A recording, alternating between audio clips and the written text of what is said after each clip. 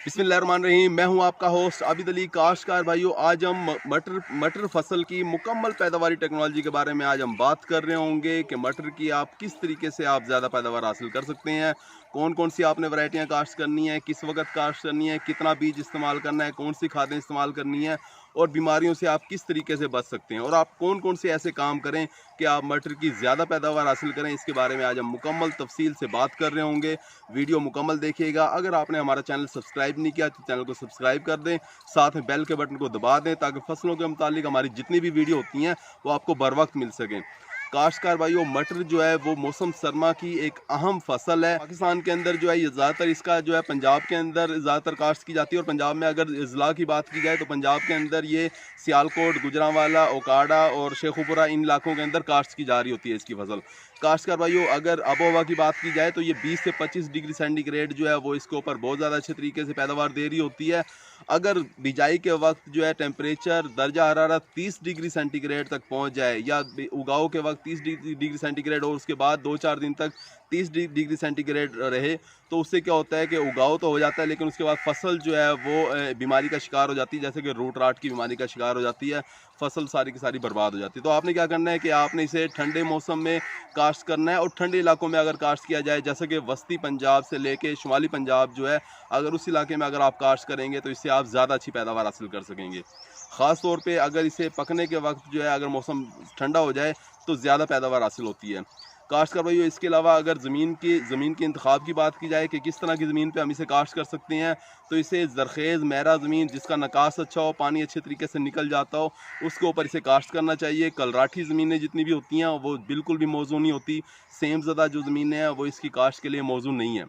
काश्त भाई, आपने ज़मीन की तैयारी करनी किस तरीके से है कि तैयारी जब आपने करनी है तो वो इस तरीके से करनी है कि सबसे पहले आपने ज़मीन के अंदर नामियाती मादा जो होता है उसकी आपने मिकदार को बढ़ाना है। वो आप किस तरीके से बढ़ाओगे कि आप जो है 3 से 4 ट्रालियाँ जो हैं वो गोबर की जो खाद है वो आप ज़मीन के अंदर जो है अच्छी तरीके से आप मिक्स कर दोगे मट्टी के साथ। उसके बाद जो है आपने ज़मीन को रोनी करना है, फिर आपने जो है वो हल 2 से 3 बार हल चलाएं, ज़मीन हमवार होना बहुत ज़रूरी है। हल चलाएं, उसके बाद सुहागा लगाएं और उसके बाद जो है ज़मीन के अंदर जो है वो इसे काश्त करें। काश्त का भी अगर वक्त काश्त की बात की जाए कि आप इसे किस वक्त काश्त कर रहे होंगे, तो आपने इसे, जैसा कि मैंने पहले आपको बताया कि ये क्योंकि मौसम ठंडे मौसम की फसल है, आपने इसे ठंडे वक्त के अंदर काश्त करना है। जब मौसम ठंडा हो जाए, अगर सितंबर के महीने में 1-2 बारिशें हो जाएं तो उसके बाद क्या होता है कि सितंबर का आखिरी हफ्ता ठंडा हो जाता है। सितंबर का आखिरी हफ्ता से लेके अक्टूबर का पहला हफ्ता, अगर आप अगेती फसल काश्त कर रहे हैं तो सितंबर के आखिरी हफ्ते से अक्टूबर के पहले हफ्ते के अंदर आप इसे अगेती अक़साम जितनी भी हैं वो आप काश्त कर सकते हैं। अगर पछेती अक़साम की बात की जाए तो वो अक्टूबर के आखिरी हफ्ते से लेके नवंबर का पहला हफ्ता जो है उस वक्त पछेती अक़साम काश्त की जा रही होती हैं। अगर हम बात करें कि अब क्योंकि अगेती अक़साम और पछेती अक़साम का जिक्र हो गया है, तो अगेती अक़साम कौन सी हैं और पछेती अक़साम कौन सी हैं, यानी कि अगेती अर्ली वैरायटी कौन सी हैं और लेट वैरायटी कौन सी हैं। काश्त भाई, अगर अर्ली वैरायटी की बात की जाए तो उसके अंदर मैट्योर वैरायटी है, मटर की मैट्योर वैरायटी, वो आप काश्त कर सकती हैं, या इसके अलावा समरीना जर्द जो वैरायटी है वो आप काश्त कर सकते हैं। ये दोनों वैरायटी अर्ली वैरायटी कहलाती हैं, यानी कि ये अगेती वैरायटी कहलाती हैं और ठीक 50 दिन के अंदर जो है वो आप फलियाँ इसकी तोड़ सकते हैं। काश्त भाई, अगर पछेती अक़साम की बात की जाए यानी लेट अक़साम की बात की जाए तो उसके अंदर जो है मटर 2009 वैरायटी है, इसके अलावा क्लाइमैक्स वैरायटी है और इसके अलावा भी बहुत सी वैरायटी हैं, सरसब्ज वैरायटी है और भी बहुत सी वैरायटी मार्केट में आ रही होती हैं, तो वो आप काश्त कर सकती हैं पछेती अक़साम के तौर पे। काश्तकार भाइयों, अगर बात की जाए कि इसे आपने किस तरीके से काश्त करना है और इसका शरह बीज की बात की जाए तो शरह बीज जो है अगेती अक़साम का आपने 35 से 40 किलोग्राम बीज इस्तेमाल करना है। काश्त करोगे 35 से 40 किलोग्राम बीज आप अगेती अक़साम के लिए आप इस्तेमाल करोगे और पछेती अक़साम के लिए आप 15 से 20 किलो बीज इस्तेमाल करोगे। काश्तकार भाइयों, अगर तरीके काश्त की बात की जाए तो मटर को छट्टे के ज़रिए भी काश्त किया जा रहा होता है, जैसे कि आमतौर पर ज़मींदार जो है वो छट्टे के ज़रिए काश्त करते हैं। इसके अलावा जो है इसे आप ड्रिल काश्त भी कर सकते हैं, आप इसे पटड़ियों पे काश्त कर सकते हैं। पटड़ियों पे अगर बात की जाए तो इसे आप जो कपास की जिस तरह से पटड़ी होती है, बेड जो होता है वो 2.5 फुट का जो बेड है उसके आप दोनों साइड पर काश्त कर सकते हैं। काश्त का भाई, इसके अलावा जो है अगर आप पछेती अक़साम काश्त करने लगे हैं तो फिर आपने जो बेड बनाने हैं वो बड़े बेड बनाएंगे, आप बड़ी पटड़ियाँ बनाएंगे जिनकी जो जिनमें लाइन से लाइन का फासला जो है वो 1 मीटर से लेके 1.5 मीटर आप रखोगे। अगर अगेती अक़साम है तो आपने पौधे से पौधे का फासला तकरीबन 2 इंच रखना है और अगर आप पछेती अक़साम काश्त कर रहे हैं तो आपने पौधे से पौधे का फासला 3 से 4 इंच रखना है। काश्तकार भाई जो पछेती अक़साम है इनका कद ज़्यादा बड़ा होता है, जो अगेती अक़साम है इनका कद छोटा होता है। तो भाई अच्छी पैदावार हासिल करने के लिए जरासीमी टीके का लगाना बहुत ज़रूरी है। बीज को आपने जरासीमी टीका किस तरीके से लगाना है, यानी बीज के अंदर आपने जरासीमी टीके का इस्तेमाल किस तरीके से करना है, वो मैं आपको थोड़ा सा बता देता हूँ। आपने क्या करना है कि आपने इतना पानी लेना है कि आप बीज को गीला कर सकें, यानी कि आपका जो 35-40 किलो बीज है उसे आप गीला कर सकें।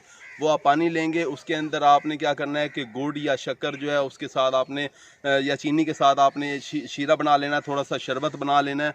उसके बाद आपने क्या करना है कि सारे बीज को उस शीरे के अंदर डालना है, उसके अंदर डाल के आपने बीज को गीला कर लेना है। फिर उसे आप किसी कपड़े के ऊपर बीज को सारे को गिरा के, और ये जो पाउडर होगा जो जरासीमी टीका जो है आपको अयूब रिसर्च से मिलेगा। अयूब रिसर्च से ये पाउडर आपको मिलेगा एक थैली के अंदर या कागज़ के लिफाफे के अंदर आपको मिलेगा। उसके अंदर क्या होता है कि राइजोबिया बैक्टीरिया होते हैं, वो बहुत सस्ता मिल रहा होता है। अयूब रिसर्च फैसलाबाद से आपको मिलेगा, 25 से 30 रुपए का वो एक पैकेट होता है। वो आपने क्या करना है कि उस बीज के ऊपर सारे के ऊपर फैला देना है और उसे अच्छे तरीके से जो है वो बीज को मिलाना है। इस तरीके से मिलाना है कि वो जितने भी जरासीम है वो पाउडर जो है वो सारे बीज को लग जाए। काश्तकार भाइयों ये बैक्टीरिया होते हैं, ये क्या करते हैं कि जब आप फसल को काश्त करेंगे उसके बाद जो नाइट्रोजन फिक्सिंग की एक क्वालिटी है, यानी कि मटर की फसल जो है वो ज़मीन की ज़रखेज़ी में इजाफा कर रही होती है, वो हवा से नाइट्रोजन को पकड़ती है और जड़ों के ज़रिए जो है वो यूरिया तैयार करती है, यानी कि यूरिया की फैक्ट्री है। तो इस तरह से ज़मीन की ज़रखेज़ी में इजाफा कर रही होती है, उस यूरिया को ख़ुद भी इस्तेमाल करती है और उससे बाद अगली फसल जो आप काश्त कर रहे होते हैं तो उसके अंदर भी वो यूरिया इस्तेमाल होती है। तो काश्तकार भाई ये बैक्टीरिया क्या करते हैं कि ये उस सलाहियत को, पौधे की उस सलाहियत को तेज़ कर देते हैं, स्पीड अप कर देते हैं। इसके अलावा क्या करते हैं कि नाइट्रोजन और फास्फोरस की जो दस्तयाबी है पौधे को, उसे तेज़ कर देते हैं, उसको जो है बेहतर बना देते हैं। काश्तकार भाई बढ़ोतरी जो है बहुत अच्छी होती है और पैदावार अच्छी आती है इससे। खासकर इसके अलावा आपने क्या करना है कि अगर खादों के इस्तेमाल की बात की जाए तो खादों का इस्तेमाल जो किया जाता है आमतौर पे ज़मीन की ज़रखेज़ी के मुताबिक किया जाता है।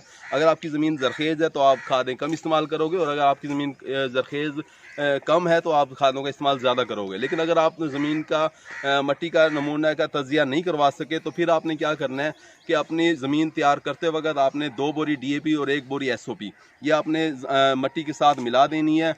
उसके बाद आपने क्या करना है कि जब आपकी फसल फूल आने लगे, यानी फूल जब लगने लगे फसल के ऊपर, तब आपने 1 बोरी यूरिया जो है वो पानी के साथ दे देनी है, फ्लड कर देनी है। तो काश्तकार भाई ये आप जो है वो खाद जो है वो इसकी पूरी हो जाएगी, खुराक मुकम्मल हो जाएगी।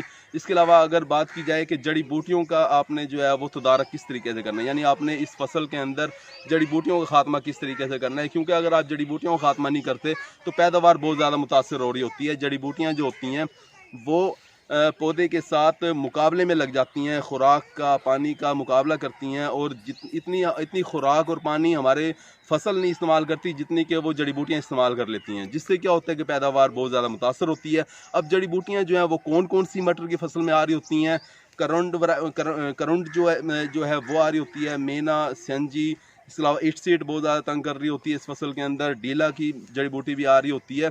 तो ये सारी जड़ी बूटियाँ जो हैं वो आ रही होती हैं इस फसल के अंदर, मटर की फसल के अंदर, और पैदावार को मुतासर कर रही होती हैं। अब आपने इसका कंट्रोल किस तरीके से करना है, सबसे पहले तो आपने क्या करना है कि जब आपने फसल काश्त की है, बिजाई कर दी है आपने, उसके बाद आपने 48 घंटे के अंदर अंदर पेंडीमेथिलीन का आपने स्प्रे करवा देना है। 1.5 लीटर पेंडीमेथिलीन आप स्प्रे करवा दोगे तो उससे क्या होगा, सारी जड़ी बूटियाँ जो हैं वो कंट्रोल हो जाएंगी। या आपने क्या करना है कि डुअल गोल्ड जो एक दवाई मिल रही होती है, वो अगर आप इस्तेमाल करना चाह रहे हैं तो वो अब 800 ml फी एकड़ के हिसाब से डुअल गोल्ड अगर आप स्प्रे करवा दोगे तब भी आप इन जड़ी बूटियों का खात्मा कर पाओगे। इसके अलावा काश्तकार भाई हम जड़ी बूटियों का खात्मा इन जहरों से कर लेते हैं, लेकिन इसका ये मतलब नहीं है कि अब हमने गोडी कोई नहीं करनी। कम अज़ कम 1 से 2 गोडी जो है वो ज़रूरी हैं। जब आप गोडियाँ करते हैं तो उससे क्या होता है कि ज़मीन के अंदर जो है वो हवा का निज़ाम जो है वो बेहतर हो जाता है, जड़ों को ऑक्सीजन बेहतर तरीके से मिलती है, पौधों की बढ़ोतरी, नशोनुमा बेहतर तरीके से हो रही होती है। तो आपने क्या करना है कि फसल के अंदर ठीक 1 महीने के बाद आपने 1 गोडी और या उसके बाद फिर 15 दिन के बाद दूसरी गोडी आपने करनी है। काश्तकार भाई 2 गोडियाँ जो हैं वो लाजमी है, ताकि आप जड़ी बूटियों का कंट्रोल आपने केमिकल के ज़रिए भी करना है और जड़ी बूटियों का कंट्रोल जो है वो आपने गोडी के ज़रिए भी करना है। काश्तकार भाई इसके अलावा अगर बात की जाए कि इसे पानी की कितना ज़रूरत होती है, यानी आपाशी आपने इस फसल में कितनी करनी है, क्योंकि अगर आप इसे काश्त कर रहे हैं सितंबर के अंदर तो सितंबर में मौसम थोड़ा सा गर्म होता है, तो इसे जो है हर 8वें दिन यानी कि हर हफ्ते जो है इसे पानी की ज़रूरत होगी। आप जो है वो हर हफ्ते इस फसल को पानी लगा रहे होंगे, लेकिन उसके बाद जैसे जैसे मौसम ठंडा होता जाए उस वक्त फिर आप जो है आपाशी जो है वो कम भी कर सकते हैं, यानी कि दौरानिया जो है पानी का वो बढ़ा सकते हैं। काश्तकार भाई याद रखें, कोई भी फसल जब फूल पे आ रही हो, यानी कि फूल बना रही हो, फलियां बना रही हो, उस वक्त आपने फसल को पानी का स्ट्रेस नहीं देना, यानी पानी की कमी ना आने दें। जब फूल बना रही हो, फलियां बन रही हो, उस वक्त आपने पानी लाजमी लगाना है ताकि पैदावार जो है हमारी मुतासर ना हो। काश्तकार भाई इसके अलावा अगर बीमारियों की बात की जाए तो इस फसल के अंदर दो बीमारियां जो हैं वो बहुत अहम है, जो बहुत ज़्यादा नुकसान कर रही होती हैं। पहली बीमारी जो है वो रूट राट की है, जिसके अंदर जड़ें जो हैं वो गल सड़ जाती हैं। वो जैसा कि पहले हमने जिक्र किया है कि इसका काश्त का जो वक्त है, जब आपने बिजाई करनी है, वो वक्त बहुत ज़रूरी है। अगर आपने जो है वो गर्म मौसम में इसे काश्त कर दिया, मटर की फसल अगर आपने गर्म मौसम में काश्त कर दी है, तो उससे क्या होगा कि पौधों का उगाव तो ठीक तरीके से हो जाएगा, लेकिन उसके बाद जड़ें गलना शुरू हो जाएंगी, सारी की सारी फसल ख़राब हो जाएगी। ये रूट राट की बीमारी होती है। इसके अलावा जो है एक और पाउडरी मिल्ड्यू इसके ऊपर बहुत ज़्यादा आ रही होती है। उसमें क्या होता है कि पत्ते पहले जो हैं वो पाउडर उसके ऊपर आना शुरू हो जाता है, पाउडर लगना शुरू होता है, उसके बाद सारे पौधा जो है आपको पाउडर की तरह जो है पाउडर लगा हुआ नज़र आता है। ये भी बहुत ख़तरनाक बीमारी है, और जो है इसका अगर वक्त पर तदारक ना किया जाए तो सारी की सारी फसल एकदम से ख़राब हो जाती है। इसके लिए आपने क्या करना है, जैसे आपको पाउडर मिल्ड्यू नज़र आए, बल्कि नज़र थोड़ा सा भी अगर आप पत्तों के ऊपर पाउडर की तरह से नज़र आए, तो आपने फ़ौरन जो है वो टॉप्सन एम जो है वो 250 से 300 ग्राम फी एकड़ के हिसाब से वो आपने स्प्रे करवा देना। या इसके अलावा आप कोई भी फंजीसाइड जो है, कोई अच्छा फंजीसाइड अगर आप स्प्रे करवाएंगे तो आप इससे कंट्रोल हासिल कर सकते हैं।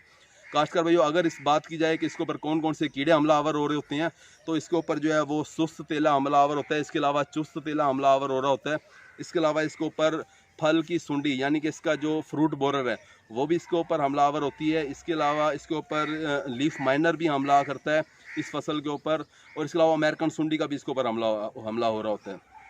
काश्तकार भाइयों, अगर बर्दाश्त की बात की जाए कि आपने इस फसल की कटाई किस वक्त करनी है, जब आप देखें कि आपकी फसल के अंदर जो फलियां हैं वो दानों से भर गई हैं, तो आपने क्या करना है, फसल की बर्दाश्त कर लेनी है, यानी कि फसल की चुनाई करवा लेनी है आपने। जो अगेती अक़साम है उनकी 2 चुनाई होती हैं आम तौर पे, और जो पछेती अक़साम है उनकी 3 चुनाई जो है वो आसानी के साथ जो है वो हमारे ज़मींदार हासिल कर सकते हैं। काश्तकार भाई, चुनाई कराने के बाद आपने क्या करना है कि इस फसल को आपने जो है, इन फलियों को आपने वो साफ़ सुथरे कपड़ों के अंदर रखना है, ताकि इसकी जो ताज़गी है और सब्ज़ जो इसकी रंगत है वो ख़राब ना हो। काश्तकार भाई, उम्मीद है कि वीडियो आपको अच्छी लगी होगी। अगर अच्छी लगी है तो इसे दूसरे काश्तकार भाइयों से शेयर लाजमी करें। अगर आपने हमारा चैनल सब्सक्राइब नहीं किया तो चैनल को सब्सक्राइब कर दें, साथ में बेल के बटन को दबा दें, ताकि फसलों के मुतालिक हमारी जितनी भी वीडियो होती हैं वो आपको बर वक्त मिल सकें। काश्तकार भाइयों, अपना ख्याल रखिएगा। अल्लाह हाफ़िज़।